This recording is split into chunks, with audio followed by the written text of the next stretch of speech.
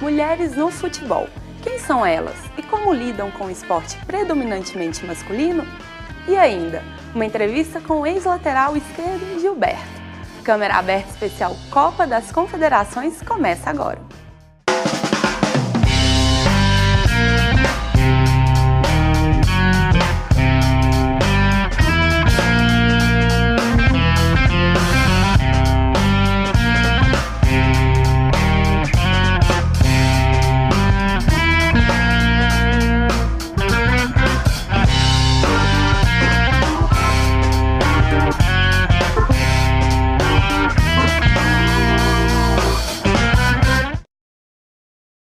Torcedoras, jogadoras, bandeirinhas, comentaristas esportivas.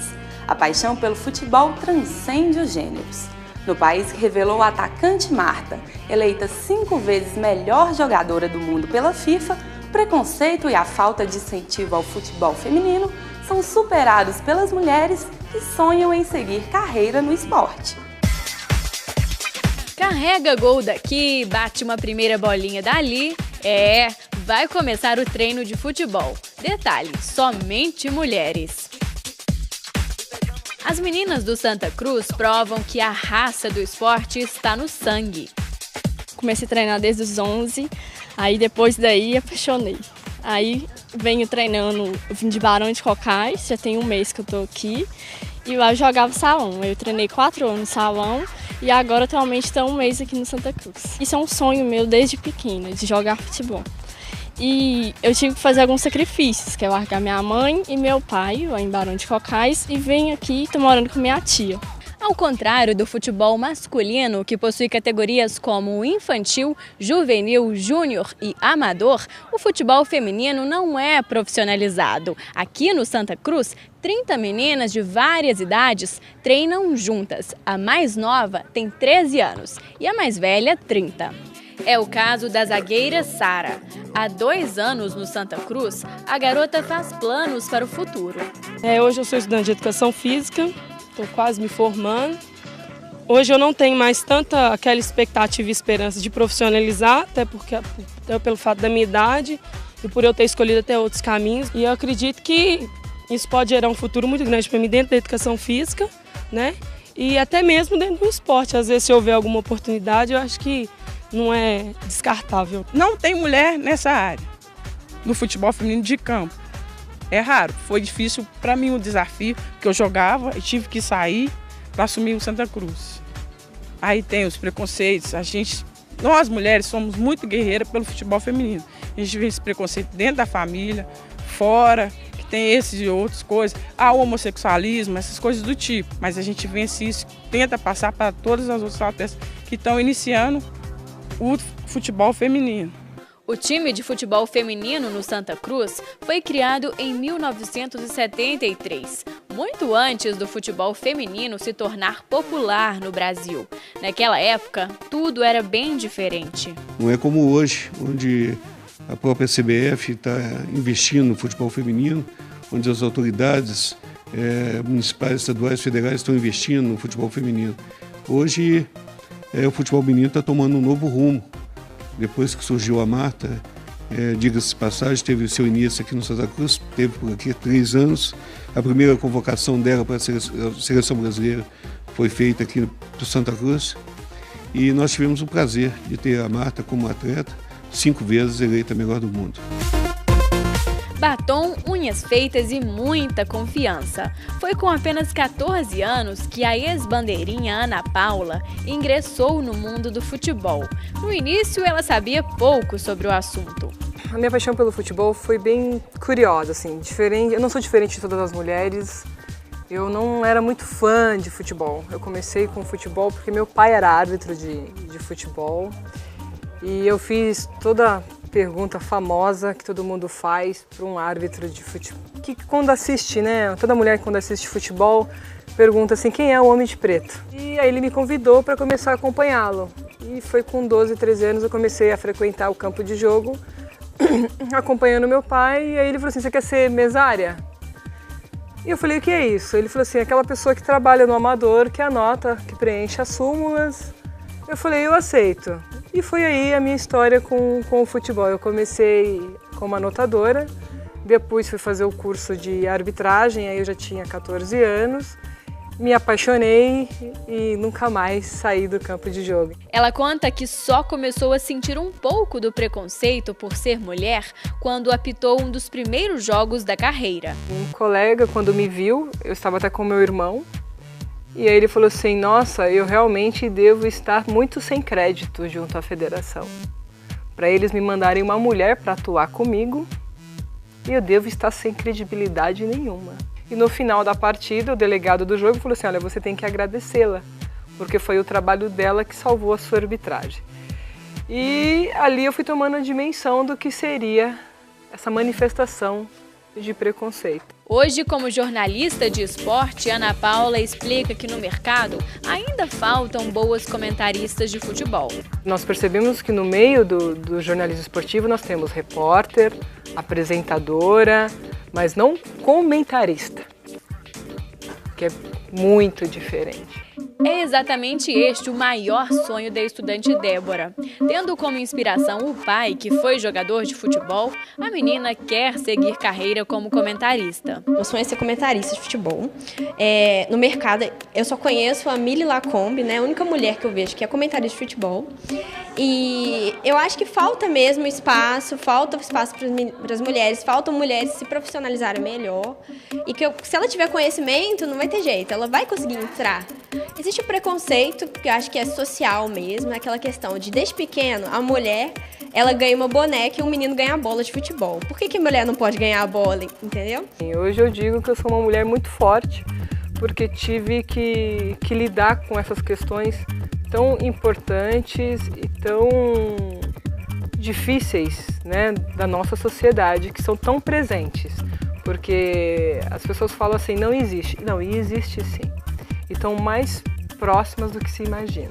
A caminhada ainda é longa, mas a esperança que fica é que as mulheres ganhem cada vez mais espaço, fazendo um golaço dentro, mas também fora dos gramados. É complicado, mas a gente tem que superar, porque os obstáculos são forma de superação para a vida toda.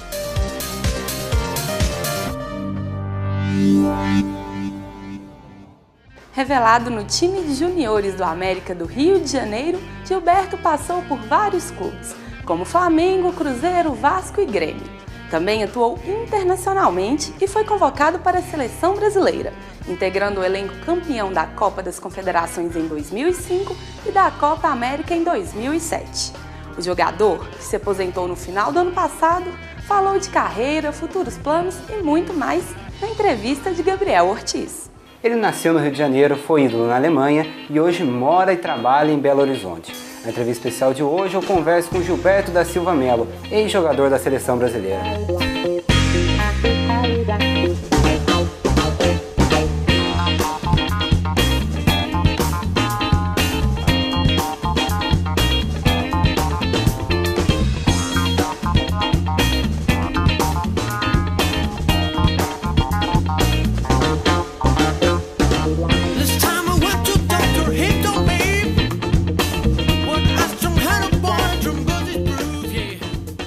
Gilberto, obrigado por nos receber aqui na sua casa. Você veio de uma família de vários jogadores, né?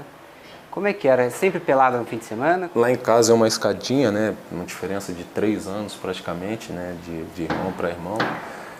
Um ia acompanhando o outro, né? Um viu o mais velho jogar e queria ser jogador, o outro nascer também queria ser e assim foi, né? Então a gente teve também muito exemplo do meu irmão Nélio, jogou no Flamengo e que obteve um sucesso também. Então a gente na realidade foi acompanhando assim a trajetória dele e graças a Deus eu consegui também me tornar um jogador profissional. Você chegou a jogar com seu irmão, não chegou? Joguei em 96, né? Um campeonato carioca, nós somos campeões invictos, treinador João Santana, do Flamengo, que foi assim, acho que disparado o melhor ano da minha carreira, né? Pelo fato de ter sido minha estreia como profissional, de ter jogado ao lado do meu irmão, de ter conseguido conquistar um campeonato carioca de forma invicta, né? Sem perder para ninguém. Aí quando você foi para a Alemanha, como é que foi? Em 2004 voltei para a Alemanha, para a Europa, fui para a Alemanha. Você falava alemão?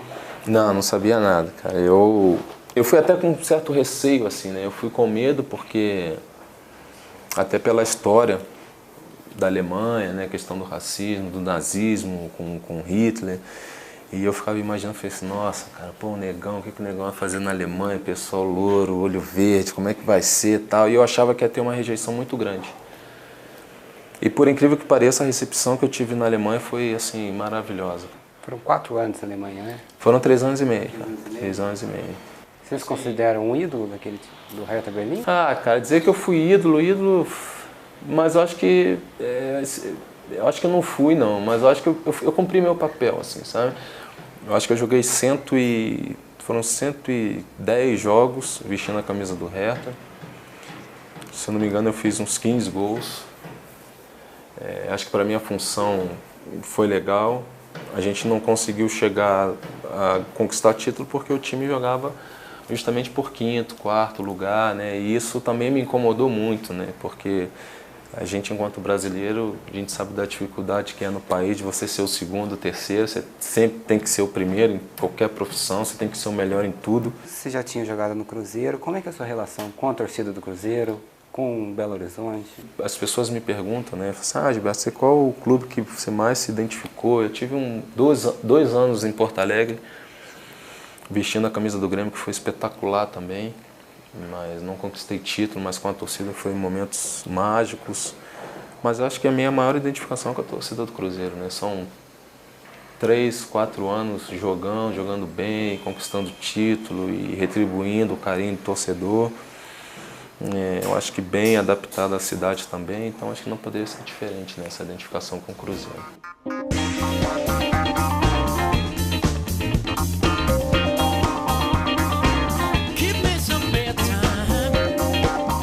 Para a gente falar um pouco de seleção brasileira, você estava bem lá na Alemanha, o Parreira te chamou para a Copa de 2006. Era um timaço, por que não deu certo? A gente fez uma preparação muito ruim, eu acho, em Vegas, né? Para o Parreira dar um treinamento, eram treinamentos com 10 mil, 15 mil pessoas assistindo um treinamento da seleção brasileira. Isso realmente atrapalhava? Eu acho que influenciava muito, porque a gente não conseguia. Para um treinador, eu tentava me colocar na posição do Parreira, para você chamar a atenção de um atleta com 15 mil pessoas assistindo era muito delicado. Mas se acreditava muito no talento, né? Porque a gente, como tinha grandes jogadores na seleção, acreditava muito que iria juntar ali, chegar e jogar, até por ter feito uma grande Copa das Confederações, né? Mas a gente sabe que não é bem assim, né? Então acho que a preparação em si foi muito ruim e o resultado eu acho que não poderia ter sido outro, assim, muito desastroso para o Brasil, né? Para a seleção, para nós jogadores, mas principalmente para o torcedor, né? Eu acho que eu fui bem, assim, quando fui requisitado no jogo com o Japão, entrei, fiz um gol, tal, ajudei a vencer, e isso demonstra a capacidade profissional que eu tinha. Você sonhava um dia entrar numa Copa do Mundo e fazer gol? Qualquer menino de escolinha que você pegue hoje, você vai perguntar, ele quer jogar a Copa do Mundo, ele quer chegar a vestir a camisa da seleção brasileira. E eu não pensava diferente. Acho que é o ponto máximo da carreira do atleta, é quando ele consegue vestir aquela camisa da seleção brasileira e representar o país numa Copa do Mundo. Agora, já para a gente finalizar, você estava na Alemanha, jogando na Alemanha na época da Copa de 2006. Você acompanhou toda a preparação, todos os estádios. Agora você aqui no Brasil, vendo de fora, num contexto do futebol, mas vendo de fora, você acha quais são os nossos erros e acertos? Se tratando de Brasil, assim, a gente sabe que é sempre um pouco mais demorado, né? As coisas demoram mais a sair e tudo. Eu acho que essa foi um grande erro, foi essa demora para o início de construção de estádio, de remodelar alguns estádios, como Maracanã e tudo mais, né? Mas eu, como brasileiro, acho que a gente tem que apoiar, né? Gilberto, eu agradeço novamente por ter recebido a gente aqui na sua casa. Obrigado. A entrevista especial de hoje fica por aqui. Obrigado e até a próxima.